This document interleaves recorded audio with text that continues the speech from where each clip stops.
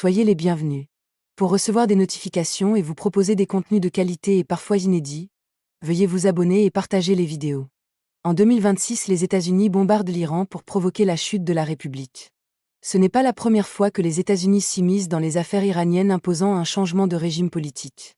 Il y a 75 ans, en 1953, la CIA organise un coup d'État et provoque la chute du premier ministre iranien Mohammad Mossadegh. Dans l'ombre, déjà, la CIA tire les ficelles, ramenant au pouvoir le Shah qui fut à son tour renversé, en 1979. En 1953, la chute du Premier ministre en poste a nourri un sentiment anti-américain qui se développe durant le règne de plus en plus brutal de Mohammad Reza Pahlavi, le dernier Shah, soutenu par Washington. Nommé Premier ministre en 1951, Mohammad Mossadegh se fait l'ardent défenseur d'une vieille revendication du peuple iranien: nationaliser le pétrole pour mettre fin à la mainmise britannique. Dans les années 1950, le pétrole dont l'Iran est un producteur majeur est la raison de la chute du Premier ministre Mohammad Mossadegh.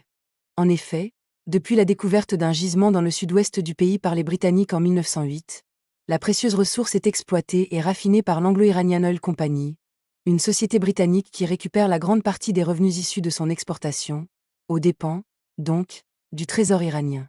Pendant la Première Guerre mondiale, les Ottomans et les Allemands ont cherché à couper l'approvisionnement de la marine britannique en s'emparant des sites de production dans le sud de l'Iran. Le pétrole iranien garantissait une sécurité d'approvisionnement pour l'Empire britannique. Dans les années 1930, le Shah Reza Pahlavi essaie de renégocier l'accord avec l'Anglo-Iranian Oil Company, mais Londres n'accepte, en 1933, qu'une révision mineure, menaçant d'interrompre toute exploitation. Coincé entre l'URSS et les territoires de l'Empire britannique, l'Iran est soumis à l'influence de ses deux puissants voisins, qui occupent chacun une partie du territoire. En effet, pendant la Seconde Guerre mondiale, l'armée rouge soviétique veut sécuriser son approvisionnement en pétrole. En 1941, les Britanniques se débarrassent du Shah, sympathisant de l'Allemagne nazie et de ses alliés, au profit de son jeune fils, Mohammad Reza Pahlavi. L'année suivante, en 1942, en pleine occupation, Mohammad Mossadegh revient à la politique. Plusieurs fois ministre dans les années 1920, ce tribun nationaliste et adversaire de toutes les ingérences étrangères acquit une grande popularité. Élu député et siégeant dans les rangs des nationalistes, il dépose en 1944, devant le Parlement, un projet de loi visant à empêcher l'URSS de prendre possession des exploitations pétrolières au nord du pays. Il s'ensuit la crise irano-soviétique de 1946 à 1947. En effet, l'Iran, occupé jusqu'en 1944 par les troupes alliées et jusqu'en 1946 pour les soviétiques, ne peut recouvrir sa capacité d'action indépendante qu'en 1947. Les troupes alliées parties, la question du pétrole revient au cœur des débats politiques iraniens. Le gouvernement iranien voulait parvenir à une solution comparable à celle du Venezuela, qui prévoyait une répartition de 50 à 50 du produit net. Le Front national, dirigé par Mohammad Mossadegh, prône la nationalisation totale de l'or noir, un moyen d'affirmation de la souveraineté iranienne. La question anime les débats à l'Assemblée, chargée de voter les lois. L'Iran est alors une monarchie constitutionnelle. Le Shah, malgré lui, est essentiellement tenu à un rôle de représentation. En 1946, Mossadegh ne fut pas réélu député. En 1947, la toute-puissante Anglo-Iranian Oil Company ne verse que 18% des revenus à l'Iran. En février 1949, alors que les négociations commencèrent, dans le but de réviser l'accord de 1933, le Shah Mohammad Reza Pahlavi échappe le 4 février à un attentat. En 1950, États-Unis et Saoudiens signèrent un nouvel accord, qui prévoyait une répartition 50-50 des revenus pétroliers nets. Pour le gouvernement iranien, le Parlement et le Shah, un système similaire devait être mis en place avec les Britanniques. Et si l'Anglo-Iranian Oil Company refuse, l'industrie pétrolière devrait être nationalisée. Mossadegh, lui, estimait que l'accord de 1933 était immoral et illégal, contestant la présence britannique en Iran et prônant l'idée d'une nationalisation complète. Le climat politique est tendu. Le 7 mars 1951, le Premier ministre iranien, un général qui cherchait une alternative à la nationalisation du pétrole, est assassiné. Son successeur fait voter la loi sur la nationalisation pétrolière. Le 29 avril 1951, Mohammad Mossadegh est à son tour nommé Premier ministre, à la tête d'une coalition soutenue par le Parti communiste iranien, le Toudeh, et les organisations religieuses, tous favorables à la nationalisation du pétrole. Mohammad Mossadegh est un homme politique expérimenté quand il est nommé Premier ministre de l'Iran, en 1951. Détesté par le Shah et farouchement anti-britannique, Mohammad Mossadegh est très populaire. Pour plaider sa cause, Mossadegh effectue un voyage aux États-Unis du 6 octobre au 18 novembre 1951. Il est reçu par le président Truman et rencontre de nombreuses personnalités politiques américaines.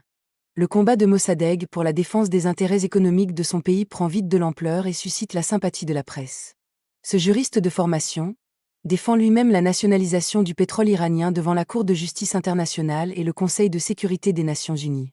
Grand orateur, Mossadegh déclare : « Je veux mettre fin aux entraves apportées depuis un demi-siècle à notre indépendance, à notre prospérité, par le biais de l'Anglo-Iranian Company. » En 1951, les ingénieurs britanniques sont obligés de quitter la raffinerie d'Abadan, plus grande raffinerie du pays sur laquelle flotte désormais le drapeau iranien.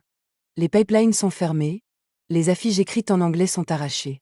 Début 1952, en réaction, la Grande-Bretagne suspend les relations diplomatiques et met en place un blocus strict. L'embargo sur le pétrole iranien est imposé militairement. L'économie et la popularité de Mossadegh s'effondrent. Les promesses ne sont pas tenues. On avait promis aux Iraniens des revenus supérieurs grâce à la nationalisation.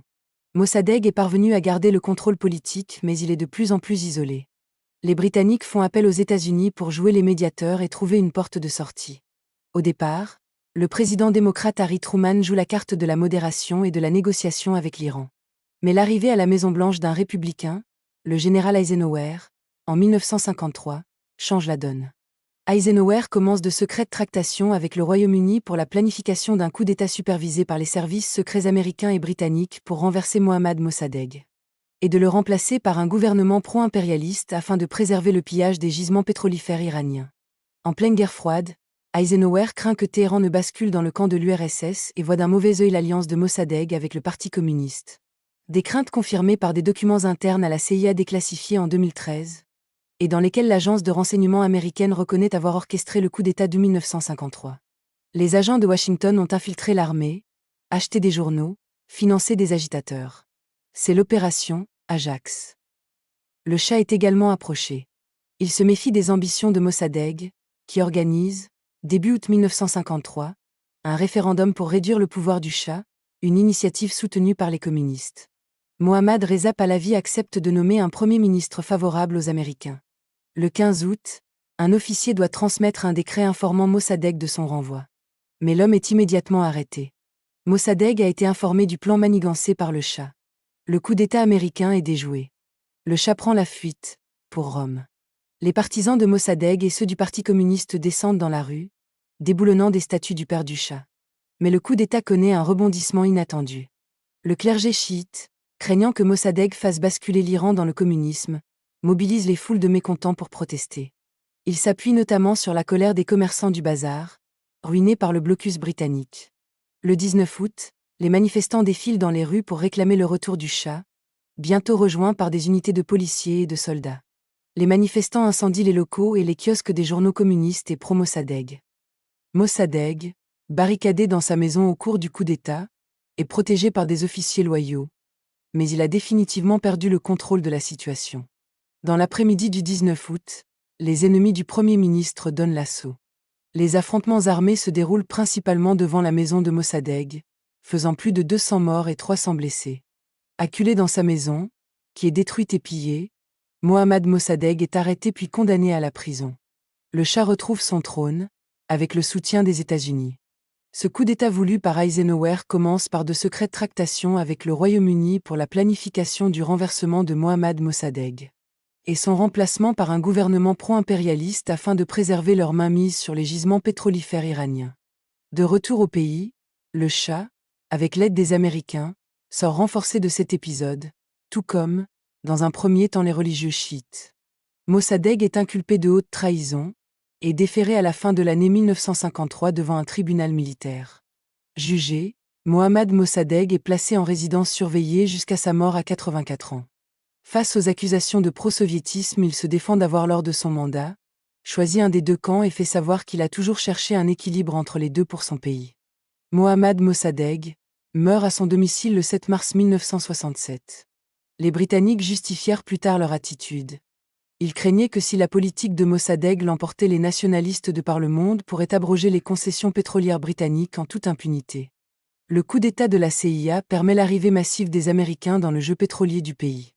Mais le gouvernement de Mossadegh aura toutefois obtenu une victoire. En effet, personne en Iran, et surtout pas le gouvernement, ne souhaite revenir sur la nationalisation. En 1954, l'Iran, bien que propriétaire, n'est cependant pas maître de ses puits de pétrole. Un consortium américano-européen est créé pour gérer la production d'hydrocarbures. Désormais, les États-Unis géraient 40% du pétrole iranien, le Royaume-Uni 40% également, la France 15% et les Pays-Bas 5%. Les bénéfices issus de l'exportation du pétrole ont permis au Shah d'étendre toujours plus sa mainmise sur l'Iran et, par l'implication croissante des États-Unis, sa dépendance à Washington. Une mainmise de plus en plus brutale, de plus en plus impopulaire. Le Shah a laissé faire, par exemple, la persécution des Bahaïs, une minorité non musulmane. Le peuple iranien se débat dans la misère, les stupéfiants se propagent dans les villes, de plus en plus de jeunes sont héroïnomanes. Les fastueuses célébrations du 25e centenaire de la fondation de l'Empire perse en 1971 résument cette indécence. Elle se déroule sur plusieurs mois. La presse française de l'époque écrit « Ces fastes d'Iran étonnent, choquent, indignent beaucoup de monde. Voilà un pays de 26 millions d'habitants dont plus de la moitié encore vit à la campagne, dans des maisons de terre battue, se nourrit pour le déjeuner de galettes et d'oignons crus. Et voici des fleurs fraîches amenées, chaque jour, par Boeing spécial depuis la Hollande, et des soupers fins de chez Maxim's et des tentes de quelques dizaines de millions de francs. » À la fin de son règne, le Shah se retourna contre le clergé chiite. Promu gendarme de la région, le Shah défendait les intérêts américains dans le Moyen-Orient, jusqu'à la révolution de 1979. Depuis, les Occidentaux ont programmé la destruction de la République iranienne et la restauration de la monarchie. Le prétendant au trône espère arriver au pouvoir dans les bagages de l'impérialisme. Merci et à bientôt.